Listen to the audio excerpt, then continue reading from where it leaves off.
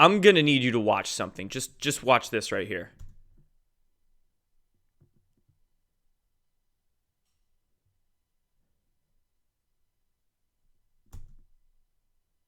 Are you kidding me?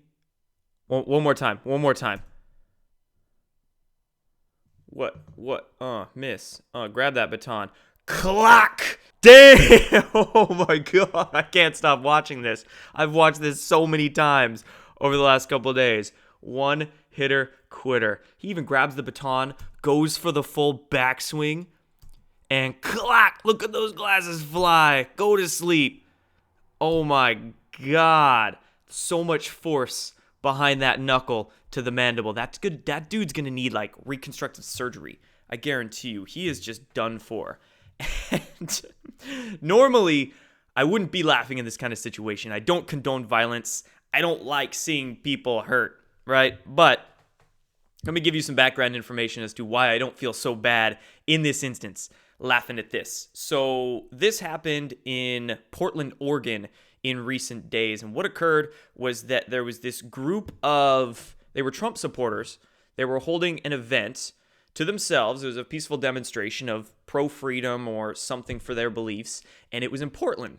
Now, if you know anything about Portland, right, I live in the Northwest. I live in Seattle, and Seattle has its bad parts with brainwashing and mind control and of the, establishment agendas and whatnot, but Portland, Oregon, like on another level, and pretty ballsy for them to be doing that in Portland, but good. They're exercising their free speech there and having the courage to do it. And then what happened is that a group of Antifa people showed up and started inciting violence and riots and antagonizing these demonstrators. And it ended up breaking out into a fight and a big old scene. And then we get white sleeves right here. One more time. Nope. And clock! And that's what happens. I mean, a few things here. This is all about self-defense, right? Do no harm, but take no shit. That's that phrase in action right there. So I don't feel bad about this. I don't feel bad laughing at this situation. If you have a baton, if you have a bunch of friends in masks, and you're going to this demonstration to whatever the hell, just cause a ruckus, well, that's a consequence you're going to face. You might go up against a 300-pound jacked white-sleeved mofo and get your ass knocked out, okay? And here's one more thing. After we play this one more time, just, oh my god, it like straight goes in for it. That looks like it requires some serious training. Actually, wouldn't be surprised if that dude's a mixed martial artist or something. Maybe even some kind of trained security officer. Who knows? But anyway, that just shows, that's a testament right there to the intelligence or lack thereof from people in Antifa. Because if you're going to go to this demonstration and start getting involved in the ruckus and you see some giant guy coming at you like that, I just would run. That's what I would do. I would turn around. Nope, not today. Not my circus, not my monkeys, as they say. I would turn around and run. Because that dude, I guarantee you I'm faster than him, but he is strong, and I don't want to fight that guy. So, hey. Anyway, I'm going to go ahead and drop this video down below if you just want to take a look at it and watch it a few times. But let's move on. And one more time for the people in the back, for Jim Acosta back there shouting. My main YouTube channel has been reinstated. This is probably the last video that I upload to both channels. And just start posting everything on my main channel after this. But also, stay around on my backup channel. Stay subscribed and notified there because I can't live stream on my main channel. They reinstated it again with just one strike. So I can't live stream on my main one, but on my backup I can. So I'll post all of these kinds of videos and whatever I edit and publish on my main channel, but then the backup will be live streams. I'll do weekly, maybe even bi-weekly, twice a week live streams on the backup. So subscribe, notify yourself on both. And speaking of internet videos, this has been circulating around again in the mainstream. They're trying to pummel this into our heads yet again. Headline from CBS News says, "I never said that. High-tech deception of deep fake videos." They published this yesterday morning, talking about, again, artificial intelligence tools or people on the internet creating fake videos using what they're calling deep fake technology. Interesting kind of neuro-linguistic program there. Word twist on deep state. Let's call it deep fake, because these deep fake videos might be about people in the deep state. And of course, with this though, they're just trying to cover their ass, give some plausible deniability, because if any pictures or video evidence from, say, inside white hat guys from Q, from whoever comes out, surfaces, they want to be able to say, oh, it's fake, oh, it's AI, whatever the case was. And if you remember, the New York Times were the first ones to run a video on this back in March 4th. They said, here come the fake videos too. First time they were trying to creep that into our subconscious. And then again, high-tech deception of deep fake videos. There's that narrative surfacing. So always trying to cover themselves in case, of course, incriminating evidence on the criminal surfaces, which it's about to very soon. And then on that topic of Q, the Epoch Times. Big shout out to them. I've always been a fan of the Epoch Times. They are like they're a mainstream, quote, mainstream source of news, but they're not very mainstream. They're very alternative with some of the articles they put out, and not as mind control-y, we could say. They're legit. I like the Epoch Times. And they wrote this article yesterday called The Q Phenomenon. Their author here, shout out to Joshua Phillip, takes a very neutral stance to this whole Q topic, which is great. It's good. It says, most of the mainstream news outlets have written off Q as a conspiracy theory, but the constant barrage of anti-Trump articles and newscasts have damaged these outlets' credibility with Q's constituency. Claims have done little to stop the momentum of the growing movement. He even links, Joshua here, the author, links my YouTube account. So thanks, bud. If you watch these videos, I appreciate it. He says the posts have appeared regularly under the QAnon hashtag on Twitter and are a topic of coverage for many conservative YouTubers. Linking my DTI 2.0 channel here. So appreciate the link. Wouldn't necessarily call myself a conservative YouTuber, but, if I guess the shoe fits, wear it. When it comes to the ideology, I have a lot of beliefs that might coincide with people who call themselves conservatives. Great. I got a lot of other beliefs too, as I'm sure you know. And then this author talks to a supposed moderator of a private Q discussion group on Facebook. Dude went anonymous though, I understand. And then just went into a talk with this guy talking about how it's open source intel, a guard against ignorance. Of course, it's a very short article. It doesn't go into the long, expansive history behind Q and all the confirmations and whatnot. But of course, that's deeper levels. Epoch Times, I understand, doesn't want to go there quite yet. Just bridging the surface for the public, which is cool. I'll link this article down below. You can share it around because it's a neat one.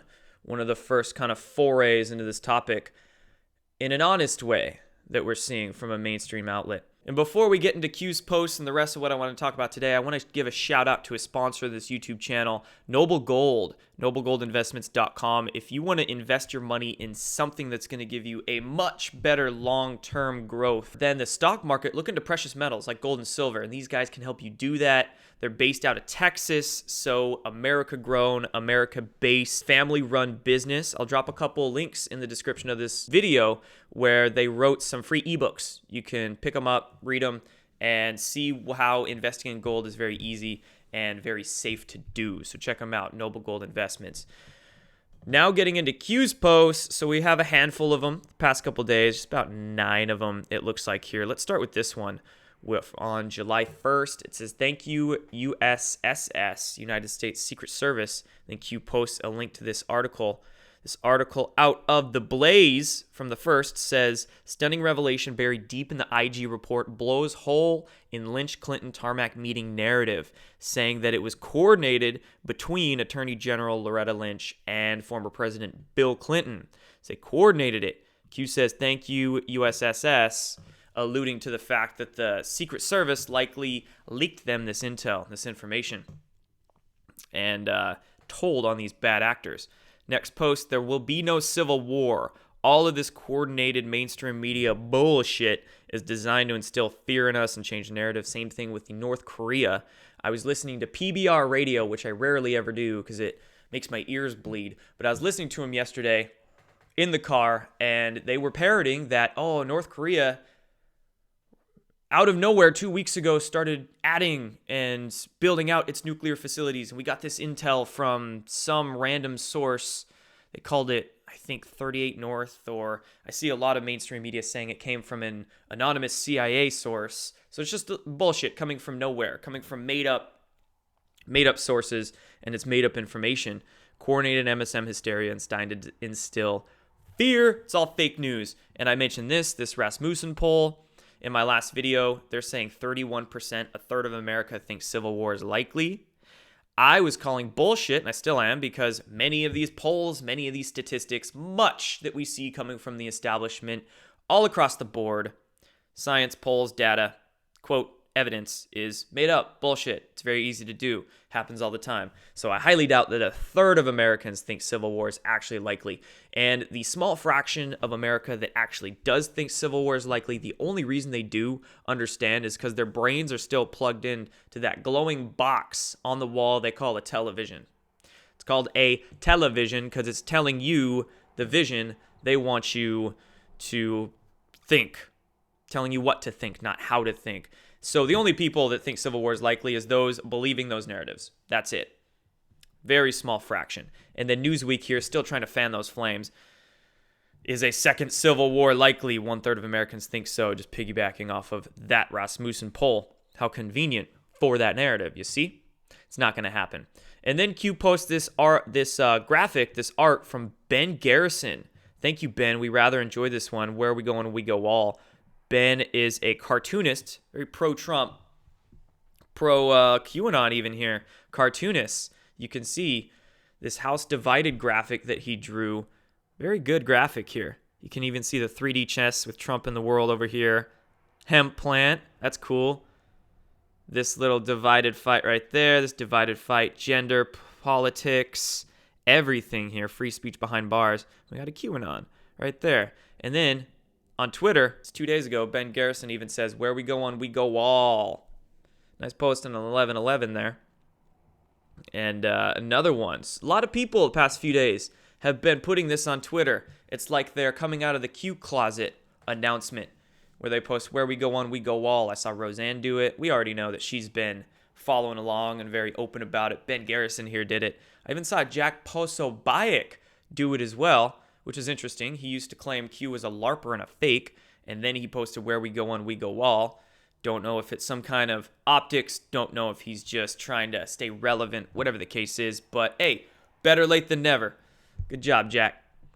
And then Q's next posts here talking about Five Eyes. So these latest ones go into Five Eyes, saying reread the drops concerning Five Eyes will be extremely important going forward. And then saying FBI, DOJ, State, Hussein, White House, including the CIA and other appointments to foreign bad actors. A lot of connections with that. And then a little more background right here quickly on what's going on with the Five Eyes. It says normally intelligence passed on from a member of the Five Eyes Alliance, Australia, Canada, New Zealand, the UK, and the US, to another member comes through an official channel or intelligence avenue. However, Nunes, upon reviewing the document that formally launched the FBI's investigation, said that there was no intel shared through that official channel, meaning that the intel was shared through unofficial means. So I think what's going to come out concerning Five Eyes is that we had some bad actors sharing information unofficially, backdoor means. And in that way, of course, the intelligence can then be much more easily framed. And like I said, evidence, data, made up, happens all the time, even in the intel community.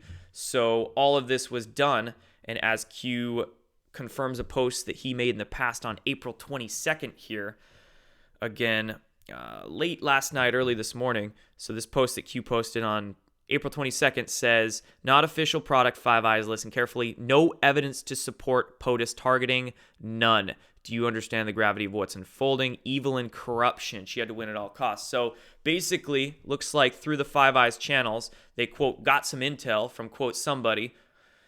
And this intel was supposedly, allegedly against the president and whatever the case is, but it was just made up. It was framed bullshit. So this is going to be a way that they can frame and those bad actors bring out this intel and show complete corruption. And then last Q post here, it says, 4 a.m., what will tomorrow be? Coordinated. What happened to Stormy? Fake news. This picture, look at this. So there we go. Yes, on July 2nd, all of these news articles coming out between 4 and 5 a.m., 4:30, 5, 4:11, 5:07. Same thing. Trump lawyer Michael Cohen says his family, not the president, is his first loyalty. Family and country first. Family first. First loyalty. First loyalty. Talking points, guys. Talking points at 4 a.m. via secure drop, as Q's noted before. Story out by 5. And that's quite a quick turnaround. I noted this on Twitter yesterday, replying to Lisa Mae Crowley. Shout out to her. Great person to follow on Twitter if you want Q analysis and decodes and posts very fast and quality ones. So I replied to Lisa. I said, man, what a turnaround. These articles are out within an hour. It's as if they were written for them. They don't even get the talking points. It's just here's your article. Boom, put it out. Wouldn't doubt it. So there's all of that. And then last few things I want to share. On that Civil War topic, one article I glossed over here, I didn't even click on, was this. Even Alex Jones seems to be delving into that Civil War division, the narrative there. And of course, he's doing it, trying to pin it on the Democrats. And Alex Jones, quick word on him, right? Pivotal in many people's awakening experiences, my own as well.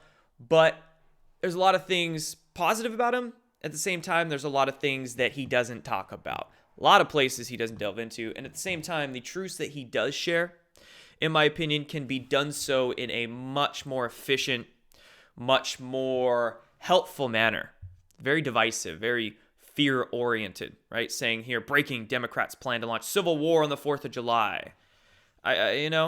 Is a civil war really going to happen? Doesn't feel like it. Yeah, there's a lot of tension. Yeah, we have incidents like Portland happened, but civil war? I don't know. And if anything, the way Alex Jones goes about it, it almost foments, it almost brings about that civil war even more so. So anyway, it's a couple words on him.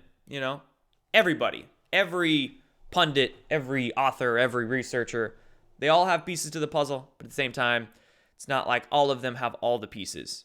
And you just have to be very careful, be very discerning, selective with who you follow. And the last few things on the FBI. FBI arrest man over alleged 4th of July terror attack in Cleveland. This came out yesterday. Officials say a man planned to fill a van with explosives and target people watching fireworks. FBI got him, which is great. And check it out. The SEC and the FBI joined an investigation into how Facebook user data was used. So more heat coming down on Facebook from the FBI, from the 3 letters, which is very intriguing because on this note, we're seeing that cleanse happen through the FBI, right? A lot of the top people, a lot of the corruption at the top is being cleansed out, is being removed. So with what's going on with these news stories, I see there are 2 potentialities. One is that the rank and file of the FBI is getting freed up to do their jobs. So now that they're getting freed up, they're actually able to do the investigations and get into the work that they've been stifled from doing by the upper management they can now do. So could very well be that here. But at the same time, with the FBI claiming to foil a terror attack, are they just saving face? Because we know there's a lot of heat coming out to the public surface about the FBI and their involvement in all these terror attacks. Las Vegas, a lot of these shootings that occur. Like, why is their FBI fingerprints always over it? Whether the FBI knows about the shooter, whether the shooter worked for the FBI in the past, or like their father worked for the FBI. There's some loose connection there. Something. So this could just be saving face. The FBI, we foiled the terror attack because we actually don't assist all the other ones, right? See what it's saying? So I see 2 potentialities here with the FBI and these investigations and these alleged foilings. So be open to both. But I would also imagine that the rank and file in the FBI, regardless of what this is, if it was a face-saving incident, they are still getting freed up to do their jobs. That's where we're seeing so many child porn busts, so many investigations start to come to the surface. So I think I'm leaning more towards that one than the face-saving one. But hey, the very last thing is that another foiled, essentially terror attempt, Iran diplomat among 4 arrested over plot to attack opposition meeting in France attended by Rudy Giuliani. And this, in concerning everything in regards to Q mentioning Rudy Giuliani, hopping on to assist this alliance and Iran being next in an uprising there in the society claiming freedom in Iran. You know, what kind of deep state fingerprints are on this is all I'm asking. Just seems, no coincidences. No coincidence in the timing, in the place, and who's involved. So I wonder, was it an Iran diplomat set up by his deep state handlers to do so? Could be. But anyway, that's it for this one, guys. What is today? July 3rd? July 3rd. Tomorrow's July 4th. I'll be heading to ECETI over this extended 4th of July weekend, so you'll be getting some sporadic updates from me along the way. I'll try to get some internet service and upload some videos, but regardless, you'll be seeing me in some way, shape, or form. Thank you all for your support watching these videos. I'll be back very soon. Done.